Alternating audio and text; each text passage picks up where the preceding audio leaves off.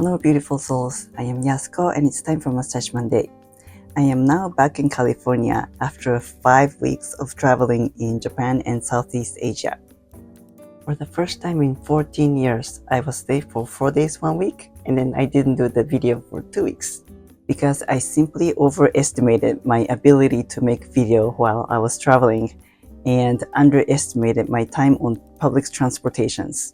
I was always on the move as I fully booked myself to meet my old friends, new friends, and my relatives, and didn't allocate time for myself.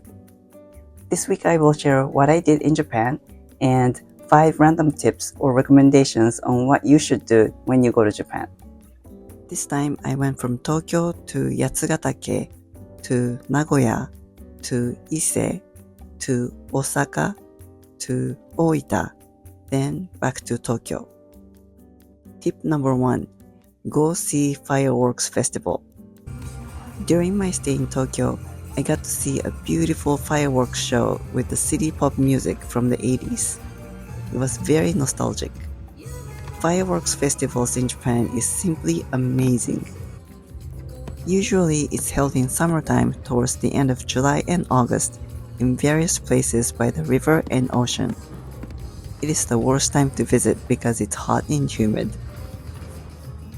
You can picnic and enjoy it for free, or some shows have paid seating for the best views. They usually say how many fireworks, so you can get the idea of how big the show is.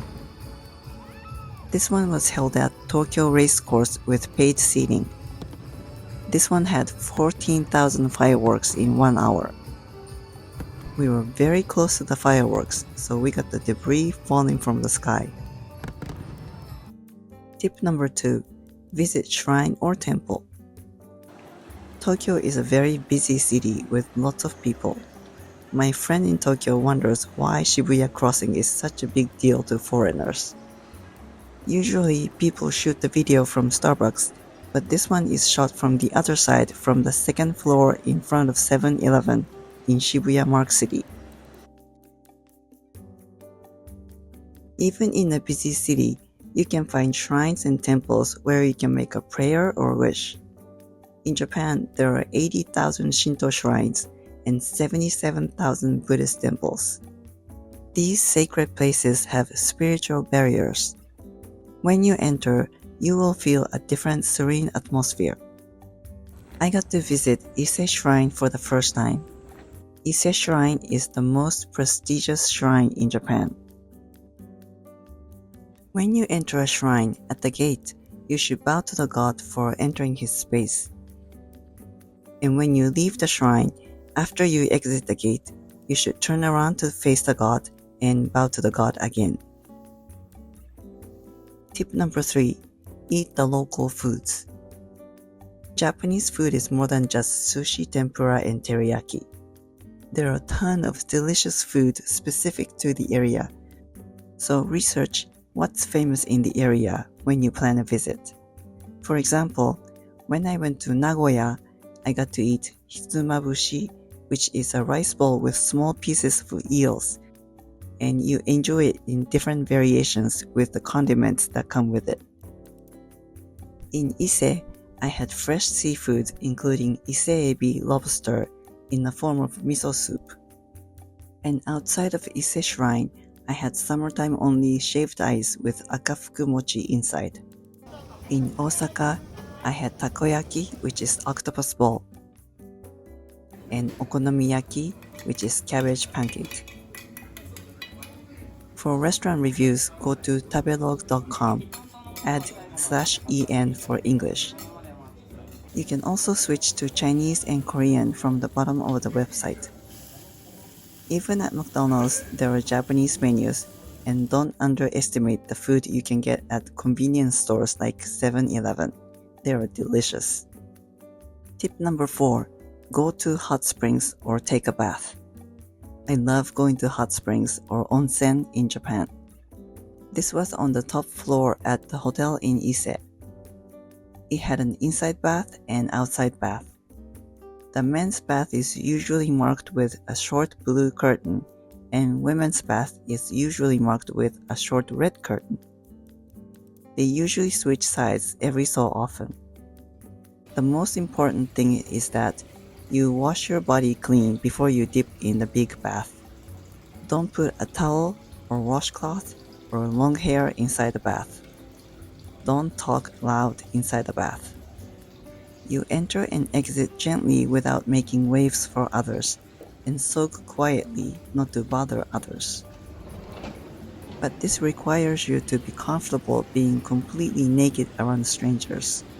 You cannot wear a bathing suit or underwear. If that's not an option, just enjoy the deep Japanese bath in the room if they have it. Tip number 5. Try the Japanese bidet. Japanese bidet system like Toto's washlet is something to be proud of in the world. Japanese bathrooms are very clean and you most likely see the bidet system installed even in the public bathrooms. This is a bathroom at the airport. I've done another video on how to use a Japanese bidet. I will include the link below. Unlike the United States, it's rare to see the toilet seat cover for the toilet seat hygiene.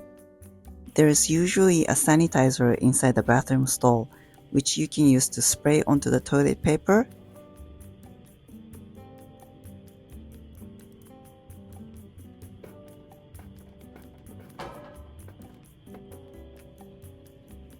and wipe the seat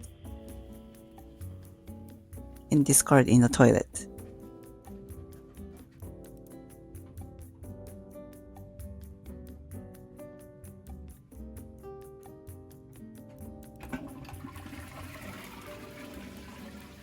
I can expand each section so much.